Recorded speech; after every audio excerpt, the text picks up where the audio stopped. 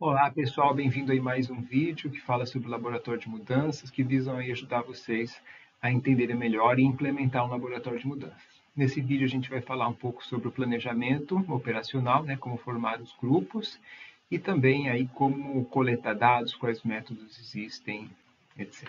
Né? Então, no vídeo passado, no vídeo anterior a gente falou sobre os níveis de planejamento, né, que existem pelo menos 3 níveis de planejamento: o planejamento estratégico, o planejamento metodológico e um que é o mais operacional. O estratégico, ele alinha a intervenção com os objetivos estratégicos da empresa, as ações de desenvolvimento que já estão sendo conduzidas. O metodológico é mais a questão do método, né? Análise de dados, formulação de hipóteses, quais as tarefas, os segundos estímulos que podem ser utilizados, etc. Geralmente é o metodológico feito com os pesquisadores. E tem o operacional, então essa daí é uma inovação do grupo, né, de separar o metodológico do operacional, né, porque qual que é a ideia, né, que a gente viu que quanto mais as pessoas se envolviam no planejamento operacional, mais era o aprendizado delas e maior a sustentabilidade, né? Então, só para contar um pouquinho o contexto, né? Eu estava lendo um livro de Kurt Lewin, que foi a primeira intervenção que ele fez de pesquisação, e eles comentaram que eles fizeram uma intervenção que era num lugar isolado, né, durante uma semana inteira, e as pessoas ficavam num campus, né? E aí, no finalzinho do dia, os pesquisadores se reuniam para discutir, fazer reflexões e planejar a próxima sessão, né? E um dia estavam passando aí os participantes, algum grupinho de participantes, e perguntaram: o que vocês estão fazendo? Será que a gente pode sentar aqui e observar? Sim, pode sentar, observem. E começaram aí a participar, os participantes participarem também do planejamento, desse planejamento que era o planejamento operacional, né? E a partir daí, no dia seguinte, esses participantes convidaram outras pessoas que também participaram, e o número de pessoas em cada reunião de planejamento ela foi aumentando, né? E um dos comentários, uma das avaliações feitas aí por Kurt Lewin é que esses espaços de reflexão e planejamento operacional foram dos que as pessoas mais aprenderam, né? E por quê? Porque elas refletiam do que tinham aprendido durante o dia, o que deu certo, o que não deu errado, o que poderia se fazer diferente. Então, era uma reflexão que produziu um aprendizado muito interessante. Então, a gente é, começou também a operacionalizar isso, e a gente percebeu que realmente as pessoas que participam são as mais agentivas e, e lá tem um espaço de aprendizado muito rico, né? Então, quais são os objetivos aí desse espaço? Refletir sobre os aprendizados de cada sessão. Então, qual é a ideia? Entre uma sessão, acabou a primeira sessão, a gente pode se reunir ou no mesmo dia, ou depois num intervalo aí, mas a ideia é que seja entre uma e outra sessão, e se discutir aí o que deu certo, o que não deu, o que poderia ser melhorado, dúvidas também que vão surgindo também podem ser sanadas, né? Ajustar os aspectos operacionais. Então, quem que a gente tem que convidar? Que dados espelhos? Adequar os dados espelhos. Olha, eu tinha pensado aqui usar esse dado espelho, o pesquisador, né? E esse modelo de estimulação dupla, o que você dá? Vocês acham que o pessoal vai entender? Será que é adequado ou não? Então, é adequar, entre aspas, traduzir, né, para a realidade aí da atividade. Geralmente, como eu falei, é composto pelo pesquisador intervencionista e os participantes mais engajados. Então, isso pode ser planejado já antes da intervenção, antes da primeira intervenção. Uma pessoa, quando ela vai fazendo entrevista e coletando os dados, ela percebe: olha, aquele grupinho ali, aquela pessoa, que elas são mais ativas, mais agentivas, eu vou convidar para me ajudar no planejamento. Tá?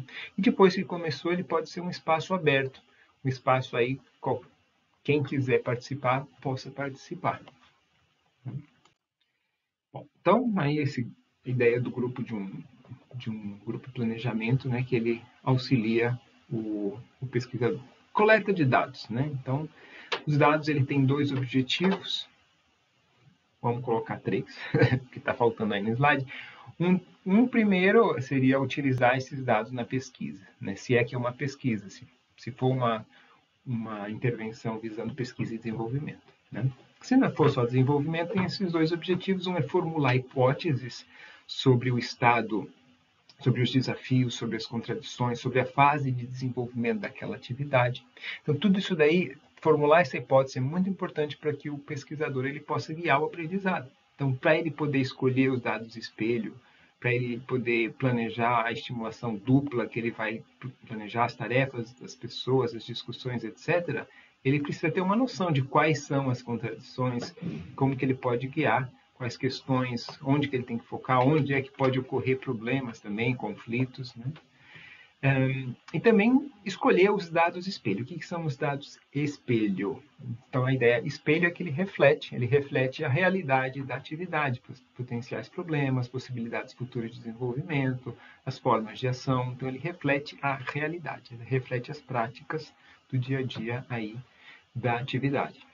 Tá? Então, exemplos aí de dados espelho são falas, problemas, podem ser vídeos, podem ser fotos, podem ser estudos de caso de situações problemáticas, também situações bem-sucedidas, né? Boas práticas, por exemplo. Né? Podem se referir tanto a dados do passado, então, presente e futuro. Então, a gente às vezes pensa que os dados espelhos somente são sobre problemas do presente. Não, também podem ser dados do passado, por exemplo, dados de eventos históricos, ou do futuro também, possibilidades novas. Então, vai depender da sessão que nós estamos. Se estamos numa sessão de análise histórica, a gente usa dados espelhos do passado. Se são os problemas que ocorrem no presente, a gente usa dados do presente. Se for uma sessão de modelagem, a gente traz dados aí do futuro, né? Alternativas, modelos alternativos, estudos de casos aí, outros exemplos, né? Também podem incluir modelos do análise anteriores, então eles não são somente dados crus, então, desculpa aqui, dado espelho, dados que espelham. Então, a estimulação dupla, o primeiro estímulo, ele também pode incluir outros modelos e análises anteriores, tá? Não os dados espelho.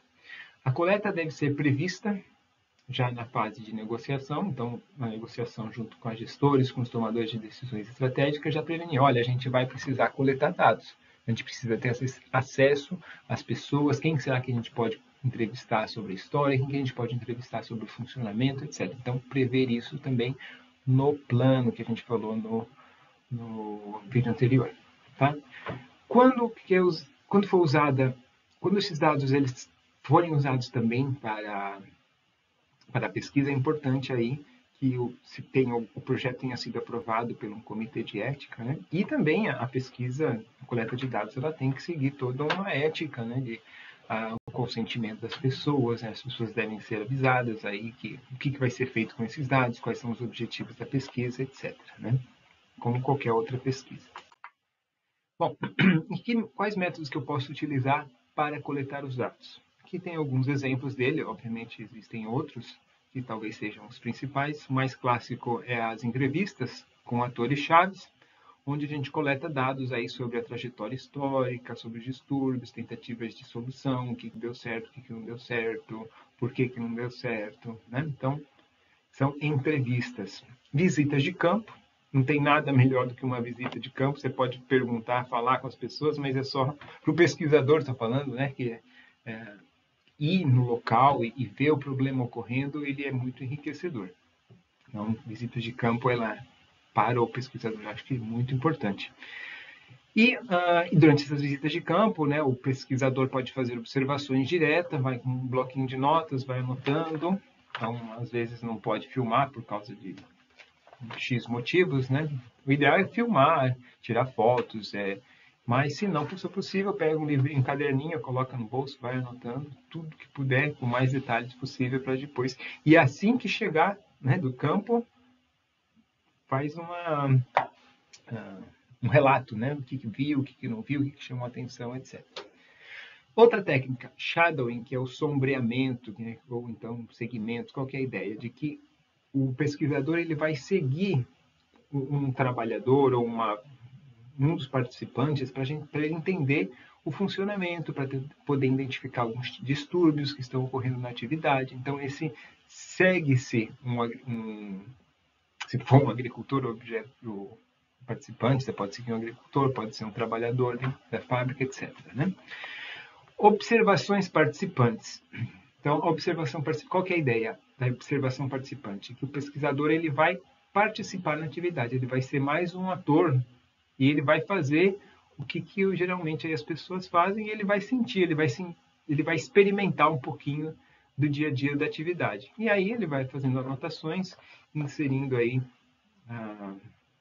dados no computador ou num caderninho de notas. Né?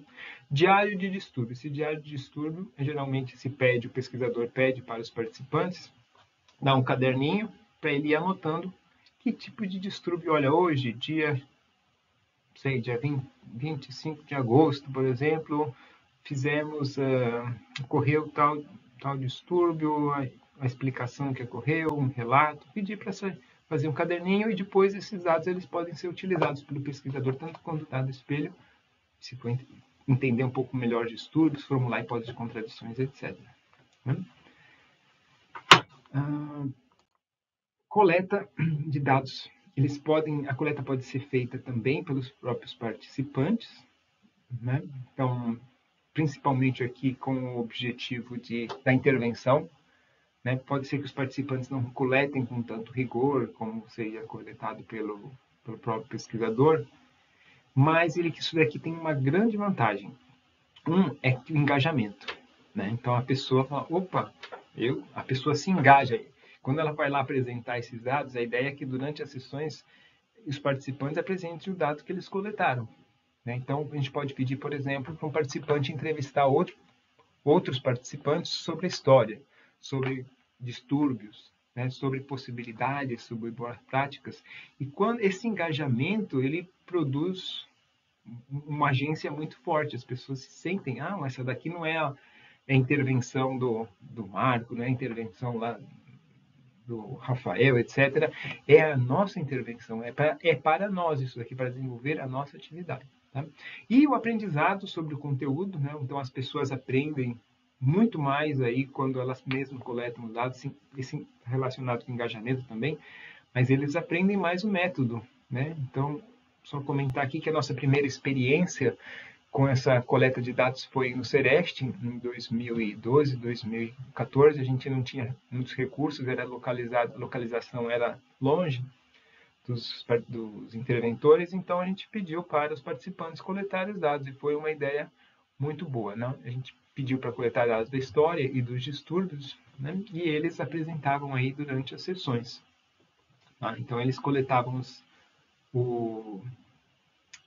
os dados, escolhiam os dados espelhos, também eles sistematizavam, né, formavam aí a linha do tempo, por exemplo, e apresentavam para os colegas. A gente já falou de alguns benefícios do engajamento, aprendizado, e também a consolidação do uso dos modelos. Né? No Sereste, onde a gente fez essa experiência, depois que terminou as intervenções, as pessoas continuavam utilizando aí, eu lembro que um e-mail que me mandaram, olha, professor, você pode dar uma olhadinha nesse modelo de sistema de atividade, essas contradições que eu formulei, essas hipóteses, o que acha? É isso mesmo? Tá certo? Falar. Então, é interessante que eles aprenderam os modelos utilizados, então, porque eles têm que sistematizar, né? Então, o aprendizado não só do que é falado durante a intervenção, mas também das ferramentas, é muito maior. Então, redução. E aí, outro benefício é a redução de custos e tempo, né? Que os próprios participantes estão coletando dados, então o pesquisador usa menos tempo na coleta de dados. Porém, também tem limitações, né?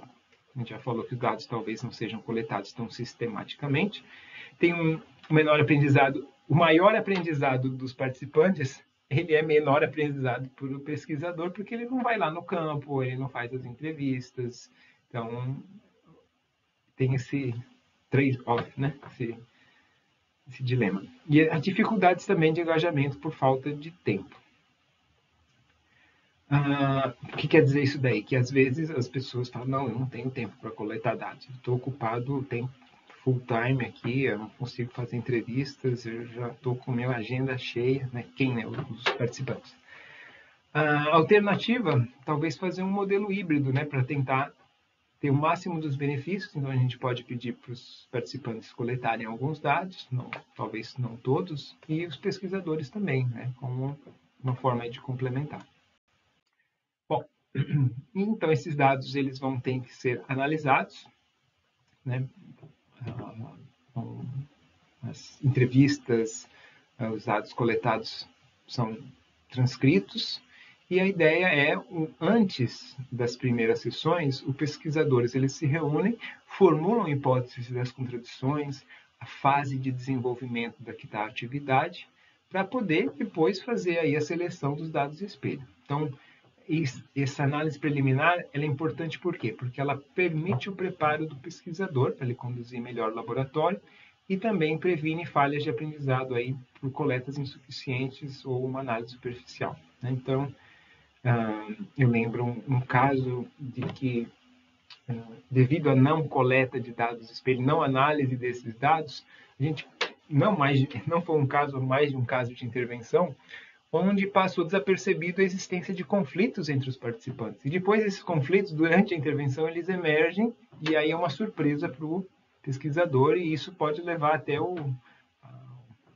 término, né, do laboratório. Não, eu não quero mais, vamos parar aqui, né? Então, entender as contradições permite guiar o aprendizado de uma forma mais eficiente e também prevenir essas potenciais, entender esses conflitos e potenciais contingências, vamos dizer assim, durante o laboratório. A hipótese das contradições é o mínimo, né, que a gente precisa. Então, as contradições, as principais manifestações do sistema, entender também como as pessoas conceptualizam os problemas e as soluções, também isso ajuda o pesquisador, porque ele já sabe o tanto que tão expansivo já é essas concepções e já sabe, será que as pessoas já reconheceram o problema? Então, em qual fase que eles estão no ciclo? Será que eles já estão tentando o problema? Já estão tentando soluções? Isso daí afeta o tanto de energia que o pesquisador vai ter que investir, né? Se eles estão na primeira fase, que é fase ainda de estado de necessidade, ou seja, existe o problema, mas ainda não reconheceu, o pesquisador vai ter que investir tempo e energia em questionar qual que é o problema e ajudá-los a identificar o problema, etc. Agora, se esse problema tem vários anos, eles já estão até tentando resolver o problema, já fizeram algumas iniciativas, ou seja, eles estão na fase já entre análise e modelagem, a gente pode gastar menos tempo em comprometimento, em reconhecimento do problema, em questionamento, e a gente gasta mais tempo aí em análise e modelagem. Tá? E igual na análise, quanto profundo é essa análise, esse entendimento do problema que eles têm, do entendimento sobre as causas, é profundo ou não? Então, se eles já tiverem uma análise, uma noção, olha, eles têm uma noção sistêmica e histórica, então a gente já pode avançar, pode fazer uma análise mais rápida, histórica e de distúrbios mais rápida. Ou, se não tiver, daí precisa fazer uma análise mais profunda. Por isso que é importante fazer essa coleta de dados e essa análise preliminar. Tá? Então, é isso daí. Um resumo: formar um grupo de planejamento operacional melhora o aprendizado das pessoas. A coleta de dados é importante. Se poder coletar diferentes formas, entrevista, diário de distúrbio, shadowing, visitas de campo. E, se possível, também envolver os participantes nessa coleta de dados, porque isso daí dá um maior engajamento, gera um aprendizado por parte deles. E também é importante fazer uma análise preliminar aí das contradições, de onde que está no desenvolvimento, das concepções dos atores. Ok? Então, obrigado aí, até o próximo.